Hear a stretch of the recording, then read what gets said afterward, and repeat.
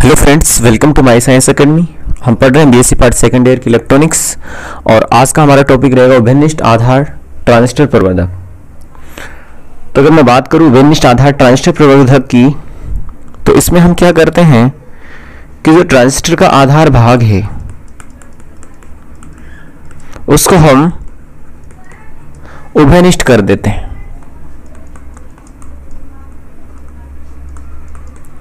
अब जब हम ट्रांजिस्टर के आधार भाग को उभयनिष्ठ कर देंगे तो जो प्रवर्धक बनेगा वो होगा उभयनिष्ठ आधार ट्रांजिस्टर प्रवर्धक, या फिर इसका जो उभयनिष्ठ भाग है उसको हम भू संपर्कित कर दें कि जब हम इसके उभयनिष्ठ भाग को भू संपर्कित कर देंगे तो इसे हम उभयनिष्ठ आधार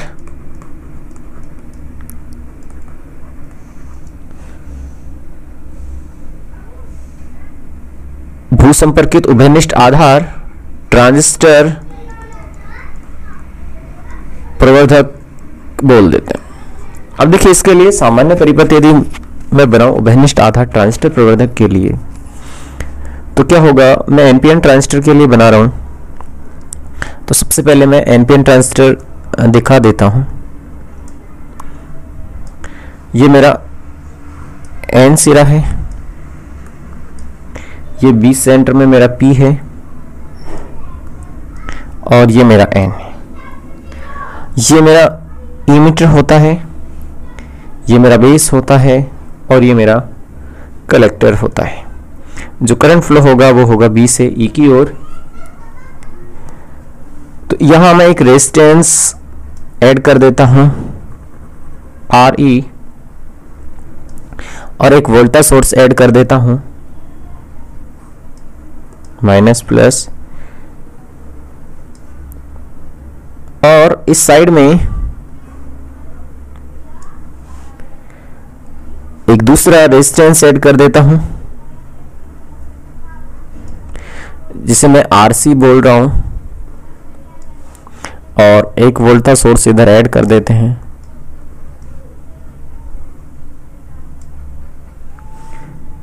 इससे एक मैं संधारित्र सी जोड़ देता हूं और यहां मेरा लोड प्रतिरोध जेडएल होगा जिसमें मेरे को निर्गत प्राप्त होगा, यानी ये मेरा जेडएल हो जाएगा।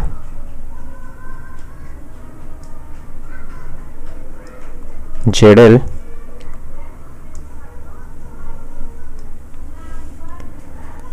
तो ये बैटरी यहाँ मेरी ये वोल्टा होगी VC, क्योंकि ये C और E के बीच में ऐड किया है मैंने।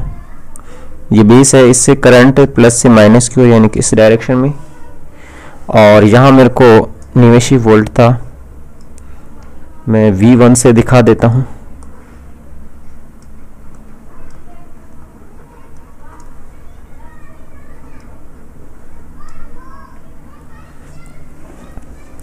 और यहाँ एक ट्रांजिस्टर और ऐड कर देते हैं।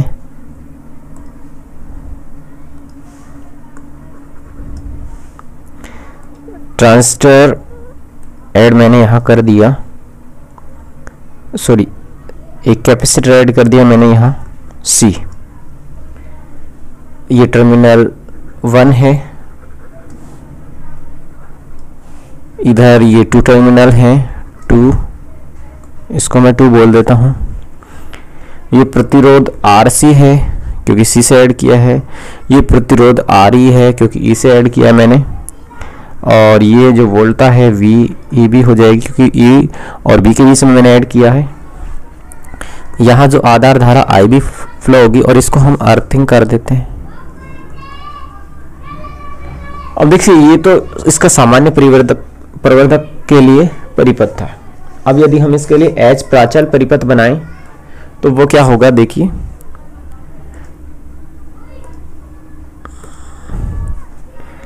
सबसे पहले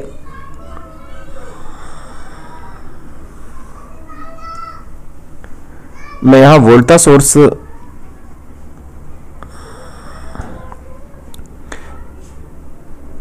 के लिए ऐड कर रहा हूं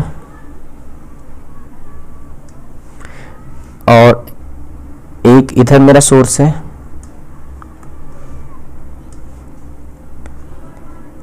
इसको मैं नाम दे रहा हूँ HRB, और यहाँ वोल्टा VCE। ऐसे जो इधर है ये होगा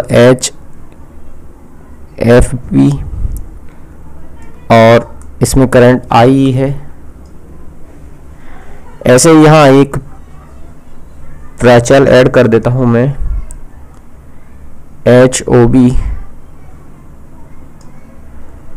HOB। यहाँ जो वोल्टा होगी निर्गत सिरा पे एक लोड प्रतिरोध ZL है, उस पे प्राप्त होगी। ये लोड प्रतिरोध ZL है। यहाँ जो वोल्टा होगी वो होगी VCB, इनके बीच में होगी।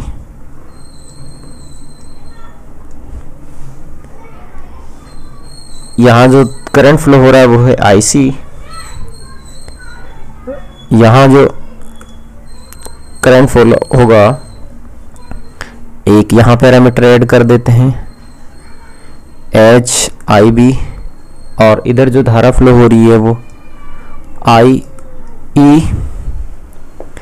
ये मेरा ई मीटर वाला सिरा है, ये मेरा संग्राहक सिरा है, और ये बीच में मैंने ऐड किया है यहाँ बेस, और इसको मैंने अर्थिंग कर दिया। ऐसे ही इधर निवेशी वोल्टा का सोर्स रहेगा मेरे पास VS, और निवेशी वोल्टा VEB। ये जो दो टर्मिनल है मेरे निवेशी टर्मिनल, यहाँ होगी। अब देखिए ये जो सर्किट है मेरा उभयनिष्ठ आधार प्रवर्धक के लिए है, इसमें यदि मैं जो HI है उसको HIB बोलूं, HR है उसको HRB बोलूं, जो HF है उसको HFB बोलूं, और HO को HOB बोलूं। क्योंकि उभयनिष्ठ आधार प्रवर्धक है इसलिए हम इनको ये नेम दे रहे हैं। जो निवेशी धारा है उसको मैं IE बोल दूं, ये रही दोस्तों निवेशी धारा। जो निर्गत धारा है उसे मैं IC बोल दूं। वोल्टा VEB बोल दूं, और VCB निर्गत वोल्टा और निवेशी वोल्टा। अब देखिए नेक्स्ट हम देखते हैं प्राचल समीकरण से, कि हम जानते हैं जो प्राचल समीकरण होती है उस प्राचल समीकरण से वोल्टा के लिए जो रिलेशन आता है वो आता है HI1 plus HR into V2। यानी पैरामीटर के रूप में निवेशी वोल्टा और निर्गत वोल्टा उनमें रिलेशन आता है। ऐसे ही जो I2 के लिए जो रिलेशन आता था वो आता है HF I1 plus HO V2। दोस्तों इस इक्वेशन हम 1 ले लेते हैं, और देखिए इक्वेशन 1 में जो भी मैंने वैल्यू मानी उनको रख लेते हैं। तो मेरे पास क्या होगा कि V1 को मैं V भी लिख सकता हूँ, HI को HI भी लिख सकता हूँ, I1 को IE लिख सकता हूँ, HR को मैं HR भी लिख सकता हूँ into VCB। Equation 2 IC equal to I2 को मैंने IC लिख दिया, HF को HF भी लिख दिया, I1 को मैंने IE लिख दिया, और HO को HO भी लिख दिया। ऐसे ही जो V2 है V2 को मैंने VCB लिख दिया, इक्वेशन मेरी थर्ड हो जाएगी। अब देखिए सबसे पहले मैं इसमें कैलकुलेट करूंगा धारा लाभ, कि धारा लाभ क्या होगा। जो धारा लाभ होता है वो होता है निर्गत वोल्टा और निवेशी,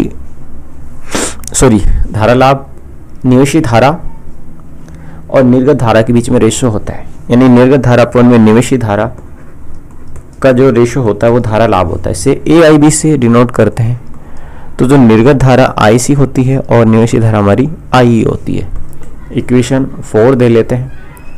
अब देखिए हम इक्वेशन थर्ड का यूज करूँ, यदि मैं इक्वेशन थर्ड का यूज करता हूँ मैं, तो इक्वेशन थर्ड से क्या आएगा कि जो IC equal to HFB into IBE plus HOB VCB।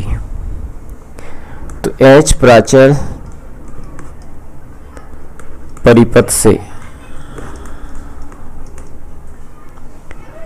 VCB equal to minus IC into ZL। Equation 5।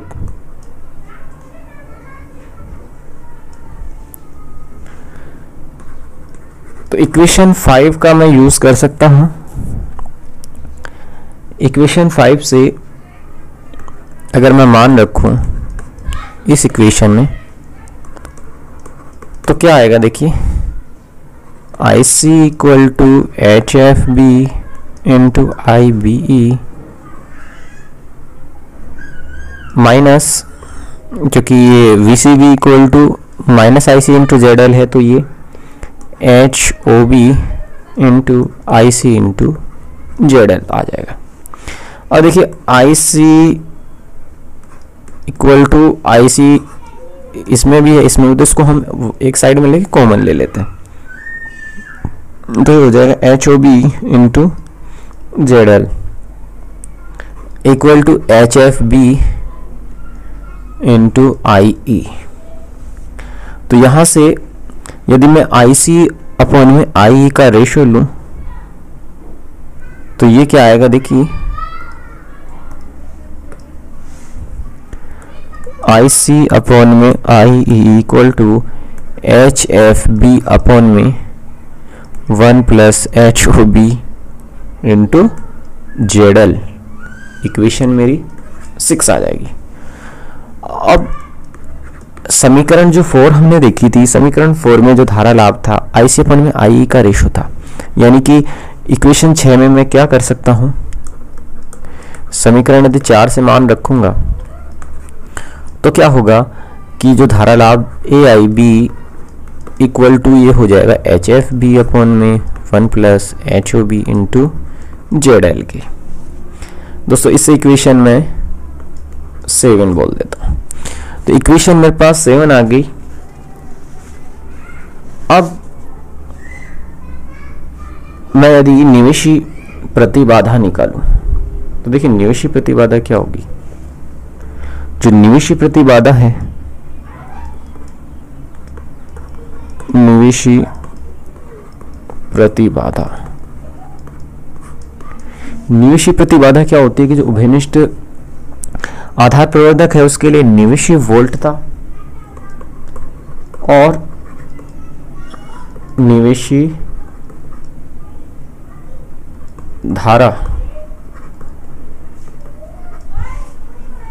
इनका अनुपात होता है। इसे मैं ZIB से डिनोट करता हूं, तो ZIB इक्वल टू हो जाएगा, निवेशी वोल्टता दोस्तों मेरे पास थी VEB और निवेशी धारा थी मेरे पास IE।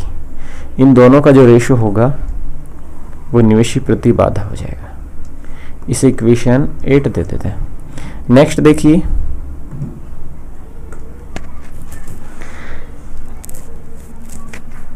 यहां से यदि मैं समीकरण 2 का यूज करूं, तो मेरे पास क्या आएगा, VEB equal to HIB into IE plus HRB into VCB। अब इक्वेशन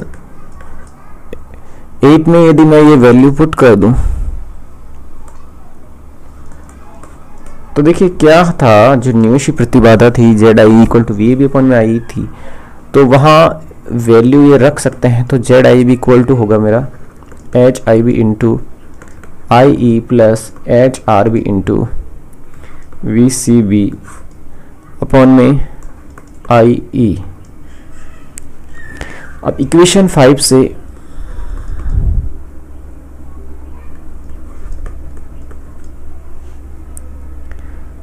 VCB का मान रखें,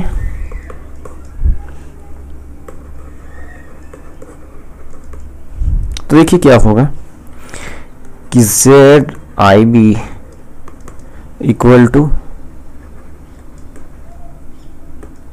आई E plus H R B into minus I C into Z L upon में आई ई। तो इक्वेशन 6 से मैं यहाँ वैल्यू पुट कर सकता हूँ कि जो इक्वेशन मेरी 6 थी वो इक्वेशन आई सी अपॉन में आई का रेशो थी। तो इक्वेशन 6 से मान रखते हैं, तो जेड आई बी है, उसकी वैल्यू आ जाती है Z I B equal to H I B minus H R B H F B into Z L upon में 1 plus S zero B into Z L. Equation इसको 9 दे देते हैं।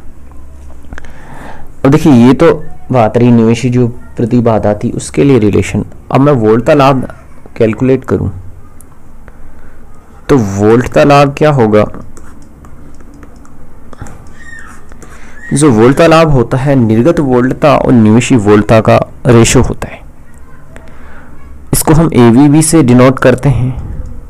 तो ये क्या होगा, जो निर्गत वोल्टता मेरी VCB, निवेशी वोल्टता VEB। इक्वेशन 10 में मैं वैल्यू पुट कर सकता हूँ। देखिए इक्वेशन 5 से मेरे पास VCB इक्वल टू होता था माइनस IC इंटू ZL। इस वैल्यू को मैं यदि इक्वेशन 10 में पुट करूं तो क्या होगा, AVB equal to minus IC into ZL upon में VEB। तो नेक्स्ट इज वैल्यू होगी, यहाँ से VCB की यदि मैं वैल्यू यहाँ पुट कर दूंगा तो आप यहाँ देख सकते हैं ये हो जाएगा minus IC into ZL upon में VEB। अब इसके जो अंश और हैर है उसमें मैं IE की मल्टीप्लाई कर रहा हूँ, तो इक्वेशन 11 दे देता हूँ इसे मैं। नेक्स्ट जो हमने एक इक्वेशन देखी थी IC अपॉन में IE इक्वल टू होता था AIB, जो समीकरण 4 थी। ऐसे ही जो निवेशी प्रतिबाधा ZIB निकाली थी मैंने, VEB अपॉन में IE थी इक्वेशन 8 से। इन दोनों की वैल्यू यदि मैं इक्वेशन 11 में पुट कर दूं तो देखिए क्या होगा कि AVB जो वोल्टता लाभ है वो आ जाएगा मेरे पास AIB अपॉन में ZIB इंटू ZL। यहाँ भी हम कोई वैल्यू पुट कर सकते हैं क्या, बिल्कुल कर सकते हैं। जो इक्वेशन 7 और 9 थी जिसमें ZIB की वैल्यू आ रही थी, एक में AIB की, तो इक्वेशन 7 व 9 से मान रखने पर तो देखिए क्या होगा, AVB equal to minus H F B into Z L upon में 1 plus H O B into Z L. ऐसे ही जो दूसरी वैल्यू मेरे पास आएगी यहां से into 1 plus H O B into Z L upon में H I B 1 plus H O B into Z L minus H R B into H F B into Z L. तो ये दो value आ जाएंगी। तो यहाँ से जो ये वाला जो पोर्शन होगा और ये कैंसिल आउट हो जाएगा यहाँ से। तो नेक्स्ट पेज में देखिए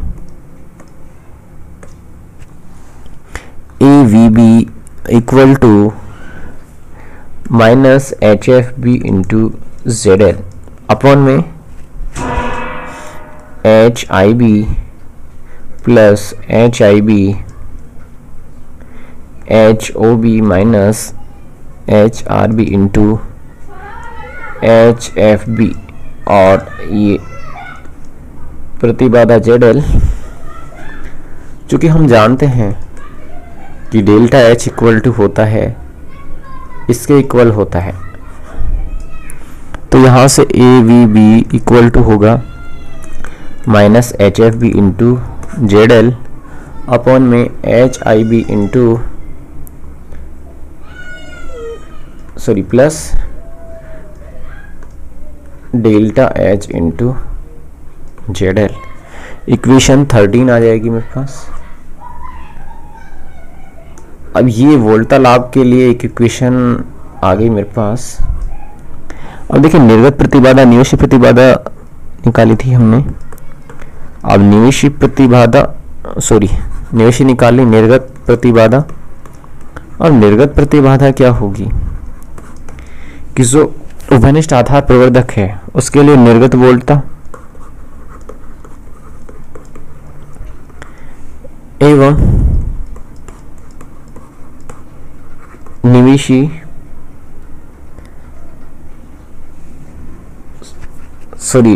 निवेशी धारा नहीं निर्गत धारा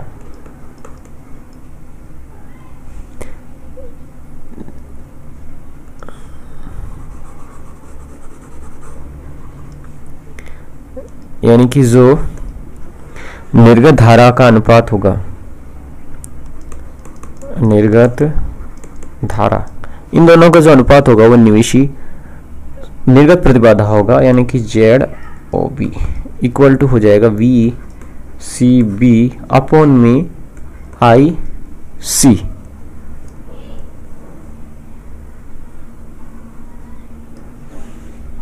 इक्वेशन मेरी 14 आ जाती है। यानी कि जो निर्गत प्रतिबाधा है उसका मान ज्ञात करने के लिए हम क्या करते हैं कि जो निवेशी वोल्टा स्रोत है उसकी आंतरिक प्रतिबाधा से हम प्रतिस्थापित कर देते हैं। यानी कि निर्गत प्रतिबाधा का मान ज्ञात करने के लिए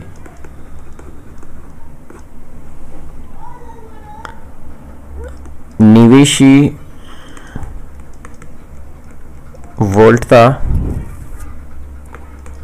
स्रोत को उसकी आंतरिक प्रतिबाधा से हम प्रतिस्थापित कर देते हैं। तो देखिए इसके लिए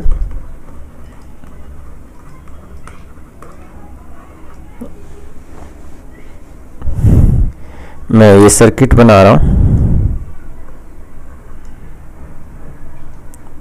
H I B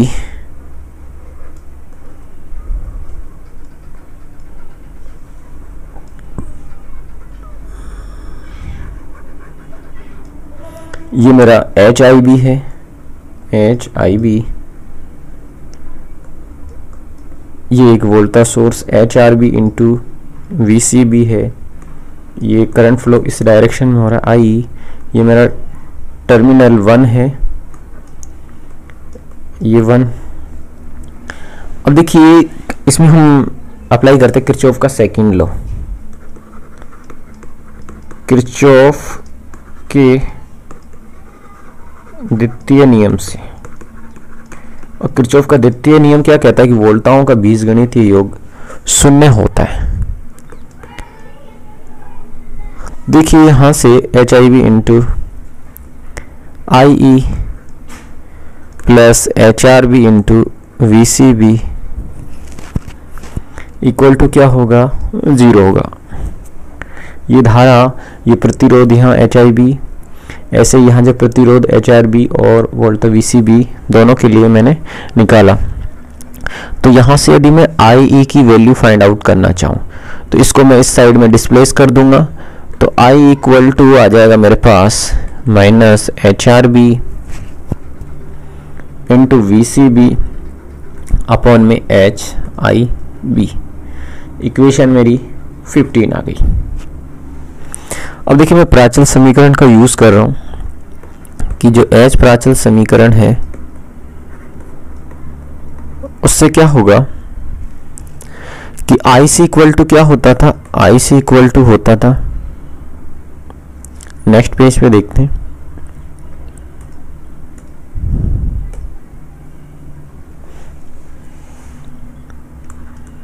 I C equal to होता था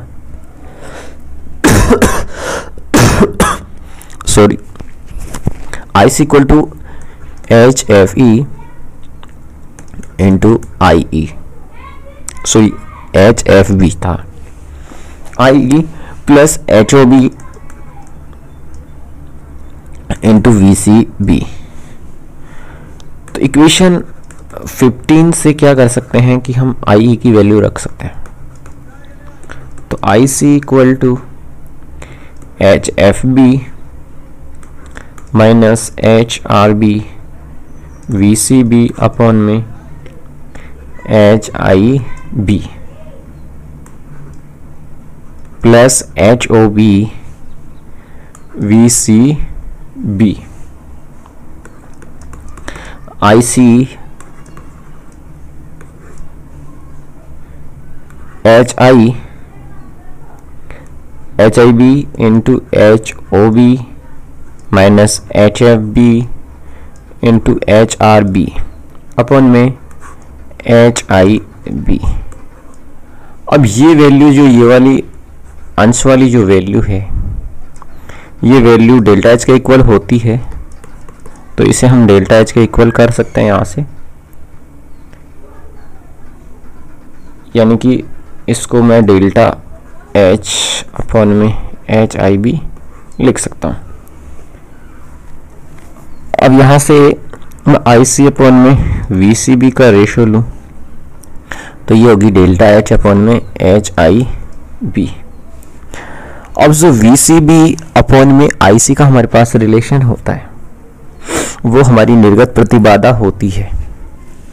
तो नेक्स्ट पेज में देखिए हम ये यहाँ से अगर मैं वी सी बी अपॉन में आई सी का रेशो लूँ तो वो होता है एच आई बी अपॉन में डेल्टा एच। अब जो इक्वेशन जो 14 थी उसमें हमारे पास निर्गत प्रतिबाधा आई थी कि जेड ओ बी वो एच आई बी अपॉन में डेल्टा एच होती थी, तो वहाँ से हम इसकी वैल्यू फाइंड आउट कर सकते हैं। यानी कि नेक्स्ट पेज पे देखिए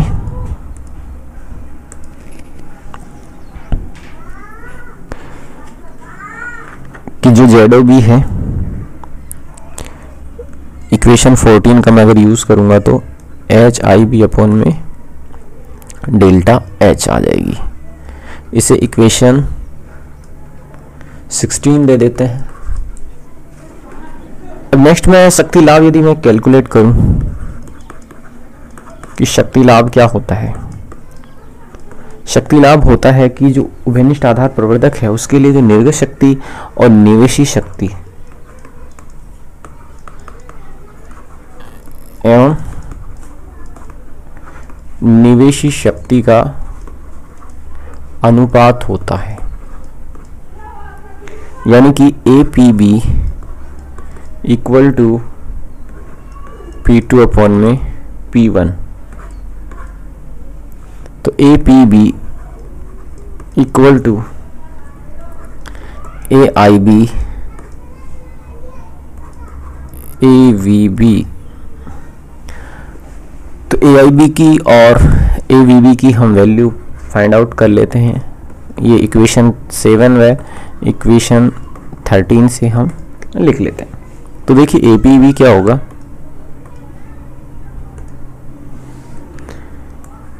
APB equal to HFB into ZL upon में HIB plus delta H into ZL into HFB upon में 1 plus HOB into ZL। APB equal to यहाँ से हो जाएगा HFB का स्क्वायर इंटू ZL अपॉन में HIB plus delta H into ZL और 1 plus HOB into ZL। तो दोस्तों ये वैल्यू आ गई शक्ति लाभ के लिए।